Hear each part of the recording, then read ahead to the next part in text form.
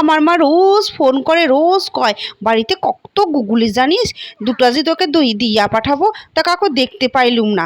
তা আজকে দেখলাম কাউকে দেখতে পাই আসে, তাই আমার ঘরে গুগুলি আইতেছে। আমার মাইয়া দেখো পড়াশোনা বাদ দিয়ে কেমন নাচন কোদন আরম্ভ করিয়া দিয়েছে। রাজ্যের কাজ পড়ে আসছে গো, রাজ্যের কাজ, কোনটা ছাড়িয়া কোনটা করুম বলুন তো, কোনটা করুম?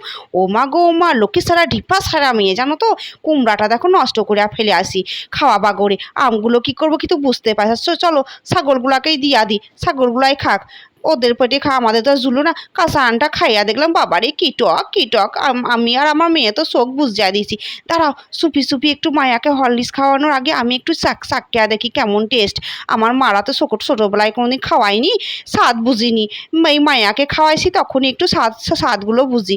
গুগুলিটা রান্না করুন, তাই জন্য গুগুলিটা সিদ্ধ বসিয়ে দিলাম। এদিকে দেখো ছোট বড় মেজো সেজো সবাইকে কিন্তু ভরে দিয়ে আসি।